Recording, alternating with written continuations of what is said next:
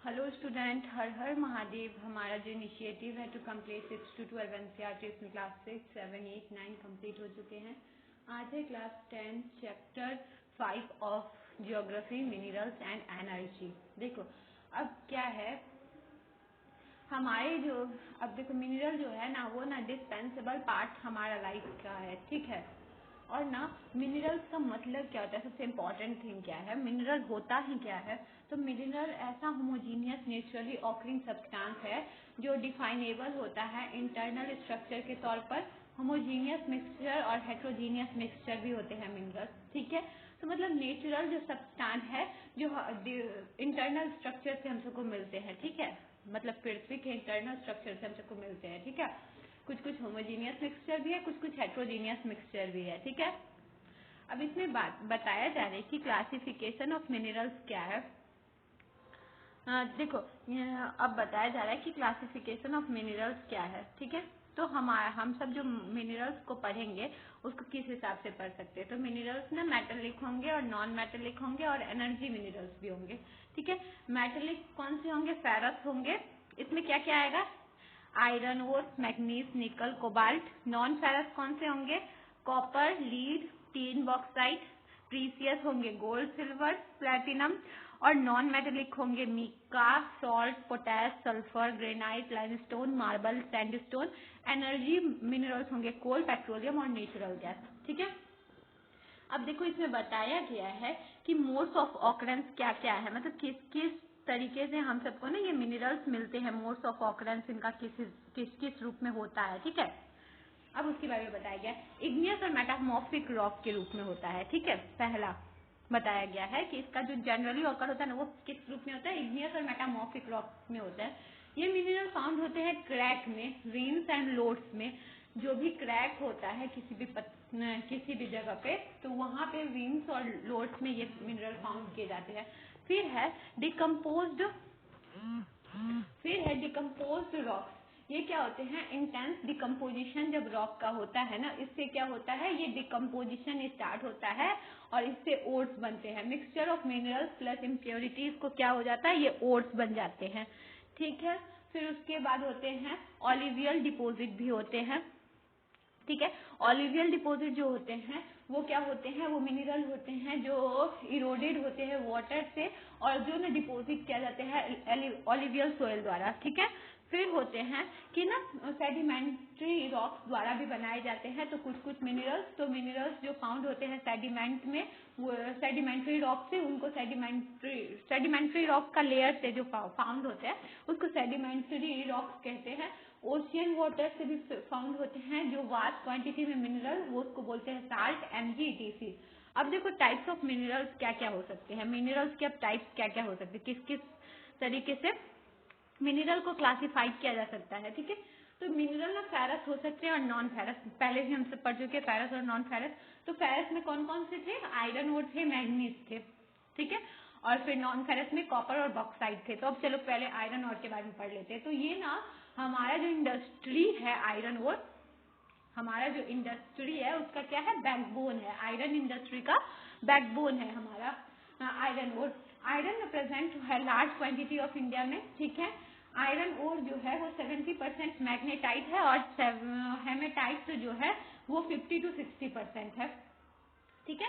अब देखो क्या है कि आयरन ओर हमारे कंट्री में मिलता है लार्ज क्वांटिटी में। इसमें से मैग्नेटाइट और हेमेटाइट जो आयरन का पार्ट होता है, आयरन के ही मतलब भाग होते हैं, रूप होते हैं, उसमें से ना 70% मैग्नेटाइट यहाँ मिलता है और हेमेटाइट मिलता है 50 to 60%। अब देखो कहाँ कहाँ पे इंडिया में मेजरली आयरन मिल जाते हैं हम सबको, तो ओडिशा झारखंड बेल्ट पे मिल जाते हैं। दर्ग, बस्तर, चंद्रपुर बेल्ट में मिल जाते हैं। बलारी, चित्तौड़गढ़, चिकमंगलूर, तुमाकुरु बेल्ट में मिल जाते हैं और महाराष्ट्र, गोवा बेल्ट में भी मिल जाते हैं, ठीक है। तो यहाँ पे ना इंडिया में फाउंड हो जाते हैं, क्या मिल जाते हैं, आयरन और हम सबको आराम से मिल जाते हैं आसानी से। ओडिशा झारखंड में, दुर्ग, बस्तर, चंद्रपुर बेल्ट में, फिर बलारी, चित्तौड़गढ़, चिकमंगलूर, तुमाकुरु बेल्ट में और महाराष्ट्र, गोवा बेल्ट में, यहाँ पे हम सबको आयरन मिल जाते हैं। ठीक है, अब उसके बाद सेकेंड इंपॉर्टेंट जो मटेरियल जो हमारा जो मिनरल है वो है मैग्नीज। मैग्नीज क्या होता है? मैन्युफैक्चरिंग स्टील के लिए, मैन्युफैक्चरिंग के लिए बहुत यूजफुल होता है मैग्नीज। ठीक है, और उसके ये ना 10 के जो मैग्नीज होता है रिक्वायर्ड होता है 1 टन स्टील बनाने में। 1 टन स्टील बनाना तो कितना मैग्नीज यूज होगा? 10 kg। ठीक है, और ओडिशा इसका लार्जेस्ट प्रोड्यूसर है। ठीक है, ओडिशा जो सबसे ज्यादा जो हम सबको प्रोड्यूस किया जाता है वो ना कहाँ से प्रोड्यूस किया जाता है? नहीं, मध्य प्रदेश से जो मैग्नीज का परसेंटेज है, सॉरी, वो सबसे ज्यादा प्रोड्यूस किया जाता है। और उसके बाद है कि ना अब बताया गया है नॉन फेरस मटेरियल के बारे में। नॉन फेरस मटेरियल देखो क्या होता है। ये नॉन फेरस मटेरियल में क्या क्या आते हैं? कॉपर आते हैं, बॉक्साइड, लीड, जिंक और गोल्ड आते हैं।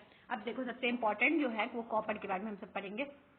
अब देखो यहाँ पे इंडिया का मैप में बताया गया कि कहाँ कहाँ पे ना हम सबको मिनरल मिल जाते हैं, तो उसको एक बार ध्यान से देख लेना। ये इंडिकेट कर रहा है, देखो कौन आयरन ओर को इंडिकेट कर रहा है, कौन आयरन और फील्ड को, माइन को और फील्ड को, कोई आयरन और एक्सपोर्टिंग पोर्ट्स को, मैग्नीज को, बॉक्साइट, मिका। तो इस सबको बताया गया है, सबका सिंबल दिया गया है, तो सिंबल से डेडिकेट करके आपको पता चल जाएगा कि कहाँ पे क्या क्या मिलता है। ठीक है, इसके बाद सबसे इम्पोर्टेंट जो है वो कॉपर है। ठीक है, कॉपर ना मेलिएबल, डक्टिलिएबल और गुड कंडक्टर ऑफ हीट और इलेक्ट्रिसिटी का होता है कॉपर। ठीक है, और ये ना मेनली इलेक्ट्रिकल केबल बनाने में, इलेक्ट्रॉनिक और केमिकल इंडस्ट्री में यूज किया जाता है।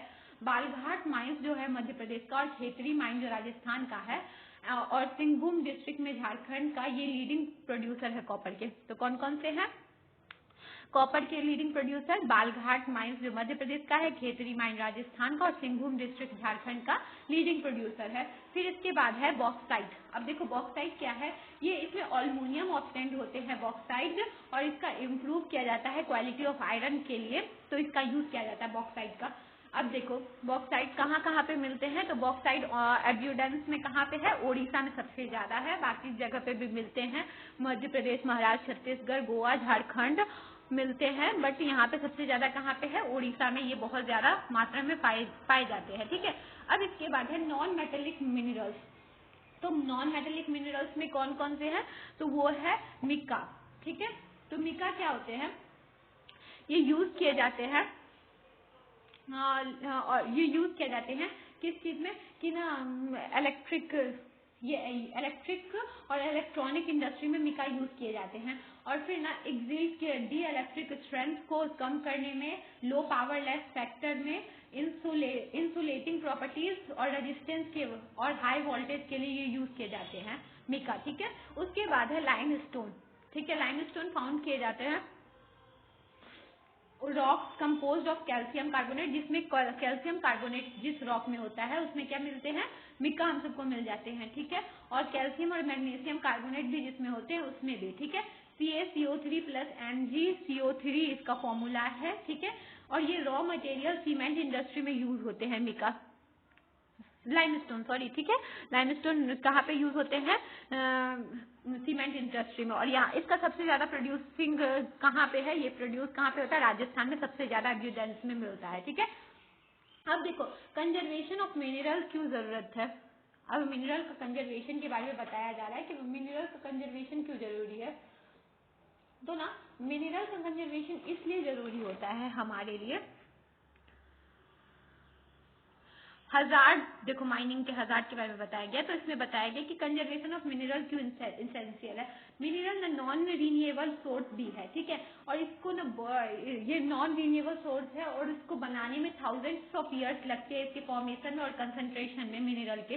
तो ये इंपॉर्टेंट है कि ताकि इसको कंजर्व करके रखा जा सके, क्योंकि ऐसा नहीं कि थाउजेंड ऑफ ईयर आज गया तो कल आ जाएगा, तो बहुत ज्यादा समय होता है ये थाउजेंड ऑफ ईयर्स। तो एक ये चीज जो अब हमको थाउजेंड ऑफ ईयर्स के बाद मिलने वाला है उसको हम सबको संभाल के ही रखना होगा, क्योंकि आने वाला जो फ्यूचर जनरेशन है अगर उनके पास नहीं होगा तो वो चाह कर भी नहीं ले आ पाएंगे, क्योंकि इनका प्रोसेस ही इतना लंबा पीरियड है कि ये ना फिर से रिन्यूएबल नहीं हो सकते हैं। ठीक है, तो इसीलिए हम सबको कंजर्व करके रखना चाहिए। ठीक है, अब देखो एनर्जी सोर्स क्या होता है? कन्वेंशनल सोर्स होते हैं और नॉन कन्वेंशनल सोर्स होते हैं।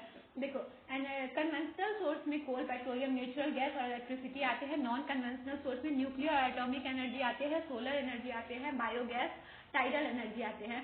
कन्वेंशनल सोर्स ऑफ एनर्जी अब कोल के बारे में बताया जा रहा है, ठीक है। तो कोल के बारे में बताया जा रहा है, कन्वेंशनल सोर्स ऑफ एनर्जी। तो ना ये मोस्ट एविडेंटली अवेलेबल है फॉसिल फ्यूल, और फिर ये पावर जनरेशन में काम आता है, सप्लाई ऑफ एनर्जी, जो हर एक इंडस्ट्री के लिए सप्लाई ऑफ एनर्जी और डोमेस्टिक नीड के लिए भी कोल का इम्पोर्टेंट प्लेस है, ठीक है। उसके बाद है इसका ना कुछ कोल का, देखो अब कोल के डिफरेंट पार्ट भी होते हैं, उसको बोलते हैं एंथ्रासाइट, लिग्नाइट और बिटुमिनस, ठीक है। तो जो सबसे हाई क्वालिटी का जो कोल होता है वो एंथ्रासाइट होता है, फिर बिटुमिनस होता है, और सबसे लो ग्रेड का होता है लिग्नाइट। ये ब्राउन कलर के होते हैं, ठीक है। लिग्नाइट ना ब्राउन कलर के होते हैं, इसको ब्राउन कोल भी कहा जाता है। देखो ये कोल इंडस्ट्री के बारे में बताया जा रहा है कि कोल इंडस्ट्री कहाँ पे है, कहाँ पे हमसे नेचुरल गैस मिल रहा है, ठीक है। मतलब हमारा जो कन्वेंशनल एनर्जी का सोर्स है इंडिया में कहाँ कहाँ पे मिल रहा है, उसके बारे में बताया गया। फिर है सेकेंड पेट्रोलियम। अब देखो अब है पेट्रोलियम। तो देखो पेट्रोलियम क्या है कि ना ये प्रोवाइड करता है हीट और लाइटनिंग, ल्यूब्रिकेंट होता है, ठीक है। और ये मशीनरी और रॉ मटेरियल के लिए यूज किया जाता है मैन्युफैक्चरिंग इंडस्ट्री में पेट्रोलियम, ठीक है। तो ये बहुत ज्यादा इंपॉर्टेंट पार्ट है हमारी मशीनरी और रॉ मैन्युफैक्चरिंग इंडस्ट्री के लिए पेट्रोलियम, ठीक है। अब इसके बाद है conventional source of energy natural gas. Natural gas के बारे में है, अब कोल के बारे में पढ़िए, पेट्रोलियम के बारे में पढ़िए, अब नेचुरल गैस। नेचुरल गैस क्या है? नेचुरल गैस बहुत इंपॉर्टेंट है क्लीन एनर्जी रिसोर्स के लिए, क्योंकि ना इन्वायरमेंट फ्रेंडली इसको माना जाता है, इससे इन्वायरमेंट को कोई भी प्रॉब्लम नहीं होता है। जैसे कि सीएनजी ने कंप्रेस नेचुरल गैस, इसको यूज किया जाता है व्हीकल में, ताकि ना लिक्विड फ्यूल को रिप्लेस किया जा सके बिना इन्वायरमेंट को कोई भी परेशानी पहुंचाए हुए, ठीक है। उसके बाद है इलेक्ट्रिसिटी। अब देखो इलेक्ट्रिसिटी क्या है? इलेक्ट्रिसिटी ना जनरेट होते हैं टू वेज से, रनिंग वाटर से भी जो ड्राइव करते हैं hydro turbine to generate hydro electricity, और बर्निंग अदर फ्यूल से भी कोल, पेट्रोलियम और नेचुरल गैस को बर्न करके भी हम सब थर्मल पावर को प्रोड्यूस करते हैं, ठीक है। तो मतलब कि हम सब रनिंग वाटर से भी अपने लिए इलेक्ट्रिसिटी जमा कर सकते हैं, और फिर किससे कर सकते हैं? थर्मल इलेक्ट्रिसिटी भी हम सब यूज कर सकते हैं कि थर्मल पावर से, जैसे कि कोल, पेट्रोलियम सबको जला के बर्न करके हम सब अपने लिए इलेक्ट्रिसिटी बना सकते हैं, ठीक है। Non conventional source of energy, अब इसके बारे में बताया गया है। देखो पावर प्लांट इंडिया में कहाँ कहाँ पे है उनके बारे में बताया गया है। अब non conventional source of energy के बारे में बताया जा रहा है। रिन्यूएबल एनर्जी जैसे कि सोलर एनर्जी हुए, विंड हुए, टाइड हुए, बायोमास हुए, ये ऐसे हैं जो waste material from waste material are called non conventional energy source. ये वेस्ट मटेरियल थे, अब इसको नॉन कन्वेंशनल एनर्जी सोर्स के रूप में रखा गया, क्योंकि न्यूक्लियर, अब देखो न्यूक्लियर एटॉमिक एनर्जी, क्योंकि एविडेंस में हमारे पास है सनलाइट कभी खत्म नहीं होने वाला है, विंड कभी खत्म नहीं होने वाला है, टाइड वेव कभी खत्म नहीं होने वाला, तो ये सब ऐसा एनर्जी है जो हम सबके पास है और कभी खत्म नहीं होगा, तो इसका अधिक से अधिक उपयोग किया जा सकता है। न्यूक्लियर और एटॉमिक एनर्जी इसमें आते हैं, ठीक है। न्यूक्लियर एनर्जी ऑब्टेन किया जाता है स्ट्रक्चर ऑफ एटम से, यूरेनियम और थोरियम यूज किया जाता है इस एनर्जी को जनरेट करने में न्यूक्लियर पावर प्लांट में, ठीक है। उसके बाद है सोलर एनर्जी। सोलर एनर्जी क्या होता है? देखो सोलर एनर्जी क्या होता है? ये एनर्जी प्रोड्यूस किया जाता है सनलाइट से, ठीक है। विंड एनर्जी होता है, ये प्रोड्यूस किया जाता है विंड से, ताकि जनरेट किया जा सके इलेक्ट्रिसिटी, और विंड टरबाइन ना इसमें यूज किया जाता है। इस पर्पज के लिए किस चीज का यूज किया जाता है? ये विंड टरबाइन जो है उसका यूज किया जाता है, ठीक है। उसके बाद है बायोगैस। बायोगैस क्या होता है? ये टाइप ऑफ बायोफ्यूल होता है जो नेचुरली प्रोड्यूस होता है डिकम्पोजिशन और ऑर्गेनिक वेस्ट से। बायोगैस ना मोस्ट इफिशियंट होते हैं यूज ऑफ कैटल डस्ट। इसको किस चीज से यूज किया जाता है? कैटल डस्ट से ना इसका यूज किया जाता है बायोगैस का, ठीक है। और इसको इम्प्रूव किया जाता है इसका क्वालिटी, ताकि इसको मैन्युअर बनाया जा सके, ठीक है। उसके बाद है टाइडल एनर्जी। टाइडल एनर्जी क्या होते हैं कि ना ये हाई टाइड और लो टाइड के टाइम में ना यूज होते हैं। इससे क्या होता है? पावर जनरेटिंग टरबाइन में यूज किया जाता है, ठीक है। और फिर इंडिया में ना गल्फ ऑफ खंबात हो, गल्फ ऑफ कच्छ हो, गुजरात में, वेस्टर्न कोस्ट में, गंगेटिक डेल्टा, सुंदरबन रीजन में, वेस्ट बंगाल में, ये सब ना ऐसा यहाँ पे आइडियल कंडीशन है जहाँ पे टाइडल एनर्जी को यूज किया जा सकता है, इसको यूटिलाइज किया जा सकता है, ठीक है। अब देखो जियोथर्मल एनर्जी। जियोथर्मल एनर्जी क्या है? जब हीट और इलेक्ट्रिसिटी प्रोड्यूस किया जाता है और फिर इंटीरियर ऑफ अर्थ से, तो उसको हम सब क्या कह देंगे? जियोथर्मल एनर्जी कहेंगे। मतलब इंटीरियर ऑफ द अर्थ हम सबको अगर हीट और इलेक्ट्रिसिटी प्रोड्यूस करेंगे, उनसे प्रोड्यूस किया जाएगा हम सबको, अगर कोई भी मतलब कि किसी तरीके से यूज करके, तो हम सबको क्या बोलेंगे, उसको जियोथर्मल एनर्जी कहेंगे। ठीक है, अब देखो कंजर्वेशन ऑफ एनर्जी क्यों जरूरी है, क्योंकि देखो कुछ कुछ एनर्जी ऐसे, देखो एनर्जी हमारे लिए बहुत इंपॉर्टेंट है हमारी इकोनॉमी के लिए, चाहे वो एग्रीकल्चर हो, इंडस्ट्री हो, ट्रांसपोर्ट हो, कॉमर्शियल हो, डोमेस्टिक हो, ये ना हमारे लिए बहुत इंपॉर्टेंट है। तो इसको ना हमसे क्या होगा कि इंडिपेंडेंस इसको यूज नहीं किया जाए, मतलब कि ऐसे ही अगर बेवजह इसको यूज ना किया जाए, इसका गलत तरीके से यूज ना किया जा सके, इसका जितना कंजम्पशन किया जाए, मतलब कि इतना कम कंजम्पशन किया जाए कि वो आपके काम के लिए पूरा भी हो जाए और वेस्ट भी ना हो। ठीक है, और ये हम इस चीज से समझे हैं कि हम सबको ना अपने एनर्जी को सस्टेनेबल पाथ पे लेके जाना होगा, क्योंकि रिन्यूएबल एनर्जी जो है वो ना कुछ दिन में खत्म हो जाने वाला ऐसा एनर्जी है, और इसको बनने में 1000 ऑफ ईयर्स टाइम लगेंगे। तो फिर ये कैसा हो जाएगा कि हम सब खुद तो यूज किए और फिर हमारे फ्यूचर जनरेशन के लिए हम सब कुछ छोड़े ही नहीं, मतलब उनके लिए तो फिर वो सब बहुत ज्यादा उस चीज को लेके प्रॉब्लम फेस करेंगे। तो ऐसा हम सबको यूज किया जाना चाहिए, करना चाहिए, ताकि हम सब खुद यूज करें और फ्यूचर जनरेशन के लिए भी यूज हो। ठीक है, तो हमारा कंट्री इतना लीस्ट एनर्जी इफिशियंट कंट्री है वर्ल्ड का, प्रेजेंटली जो इंडिया है वो लीस्ट एनर्जी इफिशियंट कंट्री है वर्ल्ड का।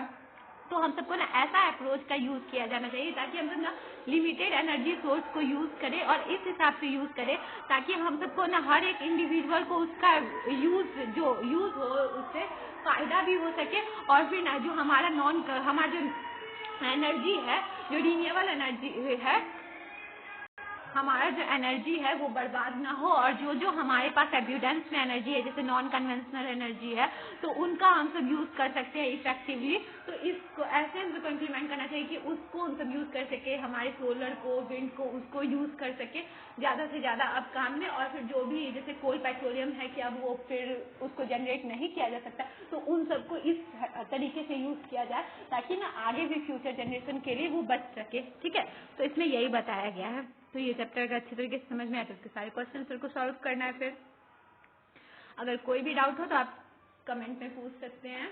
I hope you understand. Thank you.